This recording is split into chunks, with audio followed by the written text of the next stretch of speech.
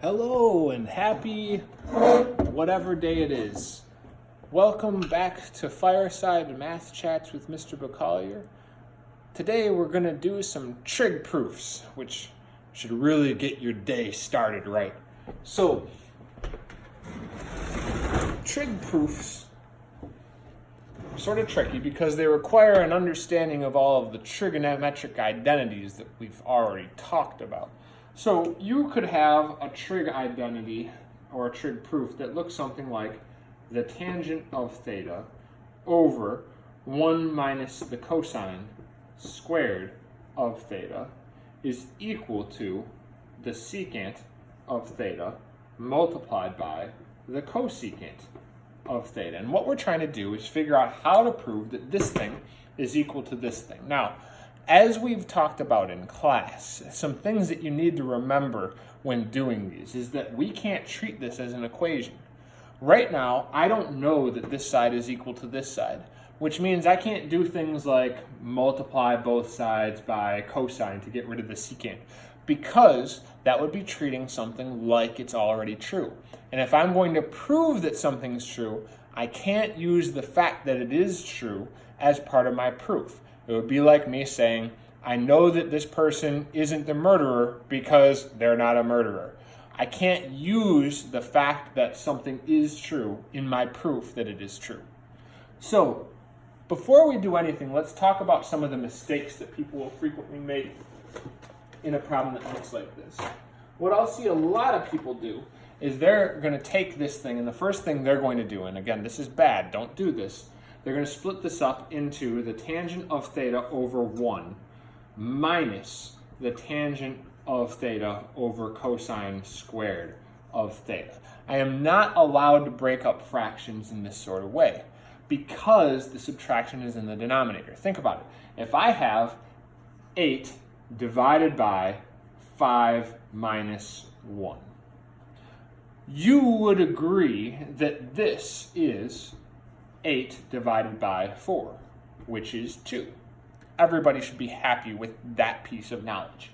But those of you who are breaking this up, what you're saying is that this is the same as 8 divided by 5 minus 8 divided by 1, which just isn't true. This would be 1.6 minus 8, which should give you a negative value, definitely not 2. So, we can't do this. Don't do this. Just a little side note, if the subtraction was in the numerator, then it would work. So if you had something like 8 minus 3 divided by 5, this is the same as 8 over 5 minus 3 over 5. Because this is really 5 over 5, which is 1.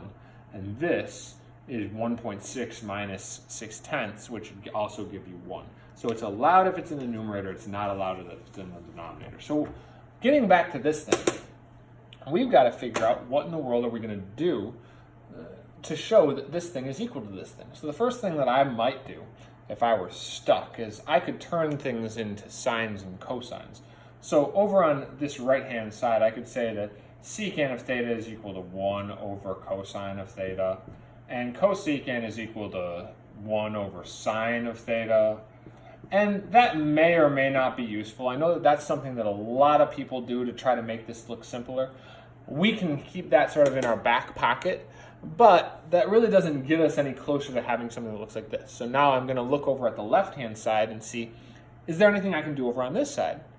Well, one thing that does stand out to me when I look at this is this 1 minus cosine squared of theta. This thing, it looks like an identity.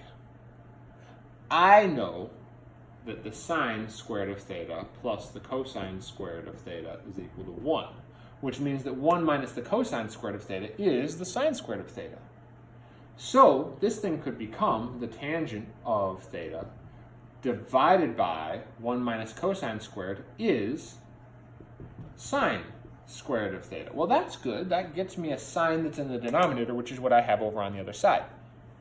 So if I look at this, I know that this thing is really sine of theta over cosine of theta. And dividing by sine squared is really multiplying by 1 over sine squared of theta. And now I have 2 sines in the denominator and 1 sine in the numerator. I can use that to cancel out a sine with a sine. That leaves me with 1 over cosine of theta multiplied by 1 over sine of theta, which is the same thing that I have over here, which means that my proof is complete. So I can write QED to show that I know that I have finished my proof and I've done what I was set out to do. Well, let's try another one. One of the things that is of note when you're working on proofs is that it really is important to pause and think about things that you could do on your own. A proof is a skill. It's not a rote process that you're just going through based on memorization. If you want to get better with proofs, the biggest thing that you can do is practice with proofs. So if you need to pause the video as I'm going, please do so you can think, well, what would I do in this situation?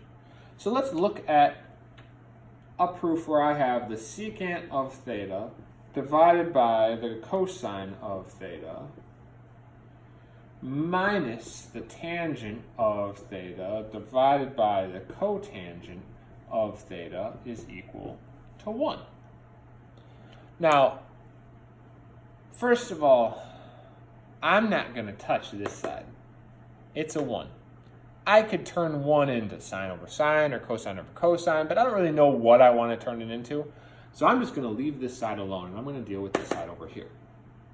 So the question becomes, how can I make this sort of come together? Well, first of all, I can't turn this into a single fraction right now because these are unlike denominators. But I do know that I have some Pythagorean identities that involve the number 1. So a lot of those involve things like secant and tangent and cosecant and cotangent. So if I can get something to look like one of those, maybe I can be done with my identity straight away. Right now, this cosine of theta is all alone, and it's in the denominator. Well, the cosine of theta that's all alone, that's in the denominator, can be turned into something if I move it into the numerator. And that something is going to be a secant. And so rather than dividing by cosine, I would then be multiplying by secant. So this would become secant squared of theta. I could do the same thing with this cotangent of theta and bring it upstairs. And if I brought that cotangent of theta upstairs, it would become a tangent, which means that I would have the tangent squared of theta. Well, this is one of our Pythagorean identities. Remember, we derived these in class based off of the first Pythagorean identity, which was this thing. If we did some fun manipulation of this thing, we could say divide everything by cosine. And remember, I'm allowed to divide everything by cosine in this situation because I already know that this thing is true. We proved it in class. Then I would get tangent squared of theta plus secant squared of theta, plus 1. Plus 1 equals secant squared of theta. Well, if I subtracted the tangent squared from both sides, I would get this thing. So even if I didn't remember that this was an identity, I can always derive it based off of the sine squared of theta plus cosine squared of theta equals 1. Well, that means that this thing really is just 1. And my proof is complete. I assigned some proofs for you guys to work on. I really want you to work on pushing yourselves to think about how you would approach each problem. Put some genuine effort into it. If you get stuck, shoot me an email, and hopefully we can get people moving on these. I hope everybody is having a wonderful day, and I'll talk to you all again soon.